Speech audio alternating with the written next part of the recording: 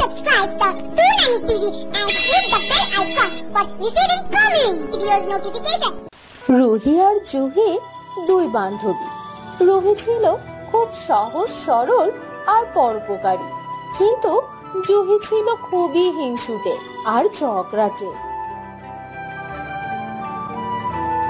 তারা দু বান্ধবী মিলে রোজ জঙ্গল থেকে ফুল এনে মালা বানিয়ে তা বাজারে বিক্রি করত।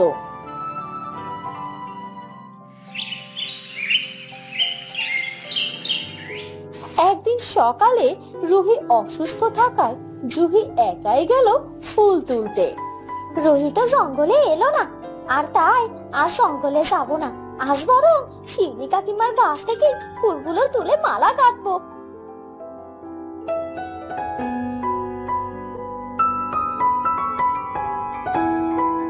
মনে হচ্ছে শিউলি কাকিমার গাছে অনেক ফুল হয়েছে, কিন্তু কাকা বাবু যদি একবার দেখে নেয় তবে তো অনেক বকবে আমায়। না, আমি বরং চুপি চুপি ফুলগুলো তুলে নিয়ে আসি। এ কথা বলে জুহি শিউলি কাকিমার ফুল গাছ থেকে ফুল তুলতে গেল, কিন্তু সে তাড়াহুড়ো করে ফুল তুলতে গিয়ে গাছের মূল একটি ডালি ভেঙে ফেললো। শব্দ শুনে শিউলি কাকিমা ঘর থেকে বেরিয়ে এলো। কে রে? কে আমার গাছের ডাল ভাঙে? নিশ্চয়ই জুহি। এই তো, আমি ঠিক ধরেছি। তা বলি, ফুল তুলতে এসেছিস নাকি গাছ মারতে এসেছিস? তুই যখন আমার গাছে ফুল তুলিস তখন একটা না একটা ক্ষতি করেই ছাড়িস। রুহিও তো ফুল তোলে, কই তোর মতো ডাল তো ভাঙে না। ও হয়েছে হয়েছে, শুধু রুহির প্রশংসা, রুহির প্রশংসা। আমি আরো ফুল তুলবো তোমার গাছে, কি করবে করো, আর সব ফুল তুলে নিয়ে যাব। মগের মুলুক পেয়েছিস? বলি, ফুল গাছটা তোর না আমার? হতভাগা অপয়া মেয়ে কোথাকার! কি বললে তুমি আমায়? আমি হতভাগা? আমি অপয়া? তোমার বাপ হতভাগা। বেশি কথা বললে ফুল গাছের গোড়া ধরে উপড়ে দেব, যত সব। এ কথা বলে জুহি সেখান থেকে চলে যায়। আমি অসভ্য মেয়ে দেখেছি, এই জুহি মেয়েটার মতো এত বড় অসভ্য মেয়ে কখনো দেখিনি। বড়দের সাথে এমন অসভ্যতা আমি করার ফল ও একদিন না একদিন ঠিকই পাবে। পরের দিন রুহি এলো জুহিকে ডাকতে জঙ্গল থেকে ফুল তুলতে যাবার জন্য। জুহি, এই জুহি, যাবি না আজ ফুল তুলতে? হ্যাঁ হ্যাঁ, দাঁড়া, আমি ঝুড়িটা নিয়ে আসি। এরপর তারা দুজনে জঙ্গলের উদ্দেশ্যে রওনা দিল ফুল তোলার জন্য।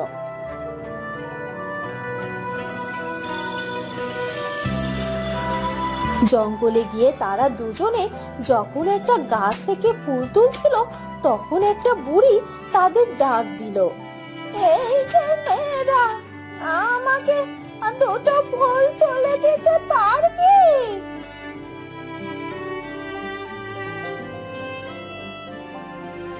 কেন গো, নিজের কাজ নিজে করতে পারছো না নাকি? মারে, বুড়ি হয়ে গেছে, এখন আর ফুল তুলতে পারি না। ফুল তুলতে অনেক কষ্ট হয় আমার। তা তোমার কষ্ট হয়, আমাদের কি আরাম লাগে নাকি? আচ্ছা জুহি, তুই এমন করছিস কেন? বেচারা বুড়ি মায়ের বয়স হয়েছে না, পারে না বলেই তো আমাদেরকে একটু বলছে। ও বুড়িমা, বুড়িমা, তুমি কিছু মনে করো না গো। তুমি যেমন ভাবছো জুহি কিন্তু তেমন না। দাও দেখি তোমার ফুল তোলা ঝুড়িটা আমাকে দাও। এই কথা বলে রুহি ফুল তোলা ঝুড়ি নিয়ে ফুল আনতে যায়।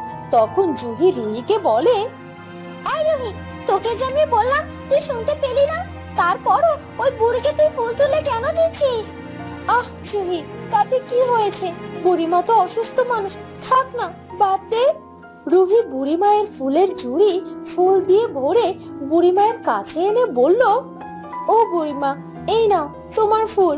কোথায় রাখবো বলো তো দেখি? একটু ঘরে রেখে আয় না মা। আহা, বলি বসতে দিলে শুতে ইচ্ছে হয় নাকি? ফুলগুলো কি তুমি নিজে রাখতে পারছো না বুড়ি? তা বটে, তা বটে, নিজে রাখতে পারতাম, তবে তোরা যখন এনে দিয়েছিস তখন ঘরে গিয়ে একটু রেখে দিয়ে এলে ক্ষতি কি মা? ঠিক আছে বুড়িমা, আমি তাই রেখে আসছি। এ কথা বলে রুহি ফুলের ঝুড়িটা বুড়ির ঘরে রাখতে গিয়ে দেখলো বুড়ির ঘরে অনেকগুলো ফুলের ঝুড়ি, আর সব ঝুড়িগুলো ফুলে ভর্তি করা। ও মা, বুড়িমা, এত ফুল তোমার ঘরে, এত ফুল কি করবে শুনি তুমি? ফুল কই দেখি দেখি, শর্ত। ও মা, এতগুলো ফুলের ঝুড়ি! তা এত ফুল কোথায় পেলে তুমি শুনি? নিশ্চয়ই মানুষের কাছ থেকে ধান্দা করে নিয়েছো। আরে না না, মানুষের এক একজনের এক এক রকম শখ থাকে। আমারও তেমন ফুল তুলে জমা করাটা একটা শখ রে মা। ও মা, তা বুড়িমা, ওই ঝুড়িটা তো দেখছি সোনার ঝুড়ি। আমাকে এখান থেকে ওই সোনার ঝুড়িটা তুমি দেবে? তোর কাছে তো একটা ঝুড়ি আছে, আবার ঝুড়ি কি করবি তুই? তাহলে কি না থাকলে দিতে? হ্যাঁ হ্যাঁ, তা দিতাম বটে। বুড়িমা, আজ আসছে গো, কাল আবার তোমার ফুল তুলে দেব। এই জুহি, চল তো, অনেক বেলা হয়ে গেছে রে।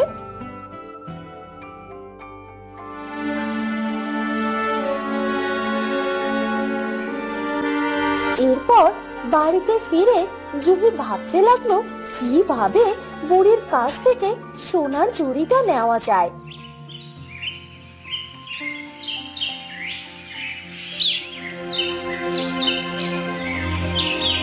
একই রে মা, কোথায় যাচ্ছিস তুই?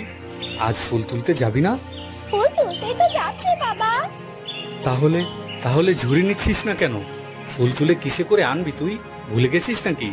না বাবা, আমি আজ ইচ্ছে করে ফুল তুলতে যাওয়ার সময় কোনো ঝুড়ি নেইনি গো।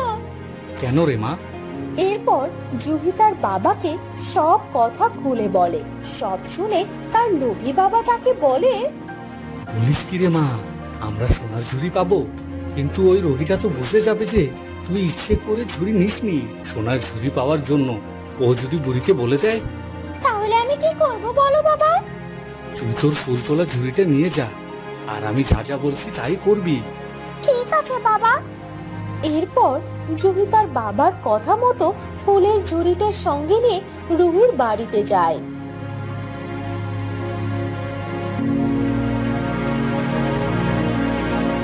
রুহি, এই রুহি, আরে কোথায় গেলি মুখ পুরি? ডাকের কোনো উত্তর নিস না যে? এই তো আমি। তা তুই এত সকাল সকাল ফুলের ঝুড়ি নিয়ে হাজির হলি যে? তা এত সকালে কেন আজ? আর বলিস না, কাল ফুল তুলে নিয়ে যাবার পরে ছাগলে সব ফুল খেয়ে ফেলেছে রে। আর তাই আর সকাল সকাল এসেছি। তুই যাবি নাকি? হ্যাঁ হ্যাঁ, যাবো তো, চল। জুহি আর রুহি দুজনে আবারও ফুল তুলতে জঙ্গলে যায়।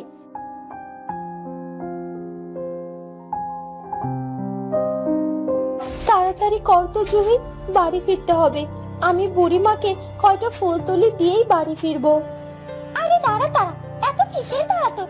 তুই এদিকটাই ফুল তোল, আমি একটু ওদিকটাতে গিয়ে ফুল তুলে নিয়ে আসছি। এ কথা বলে জুহি রুহির থেকে একটু আড়ালে গিয়ে তার ফুলের ঝুড়িটা ইচ্ছে করে ভেঙে ফেলে। একটু পর সে রুহির কাছে ফিরে এসে বলে, এই দেখ রুহি, আমার ফুলের ঝুড়িটা কিভাবে ভেঙে গেল। এ কি রে, কি করে এটা হলো? আমি ওখানে ফুল তুলতে গিয়ে একটি গাছের গোড়ায় ধাক্কা খেয়ে পড়ে যাই, আর অমনি ঝুড়িটা আমার শরীরে চাপে ভেঙে গেল রে। তখনই তাদের কথা শুনে বুড়ি ঘর থেকে বাইরে বেরিয়ে আসে। কি রে, তোরা আজ এই সাত সকালে এখানে কি করছিস বাছা? ফুল তুলতে এসেছিলাম গো বুড়িমা। দেখো না বুড়িমা, আমার ফুল তোলা ঝুড়িটা ভেঙে গেছে। এবার আমি ফুল তুলে কিসে করে নিয়ে যাবো বলো তো? আচ্ছা আচ্ছা, ঠিক আছে, তুই আর চিন্তা করিস না। চল আমার ঘরে চল তোরা, সেখান থেকে তোরা দুজনে দুটো ঝুড়ি নিয়ে নিস। সত্যি বলছো বুড়িমা? চলো চলো, তাড়াতাড়ি চলো, আমার আবার বাড়িতে ফিরে মালা বেচতে যেতে হবে গো। এরপর জুহি আর রুহি দুজনে বুড়ির ঘরে গেল। বুড়ি তাদেরকে বলল, তোদের দুজনার যার যেটা ইচ্ছে তোরা বেছে নে। বুড়িমা, আমি ওই সোনার ঝুড়িটা নেব। নে নে, তোরা যেটা খুশি তুই সেটাই নে।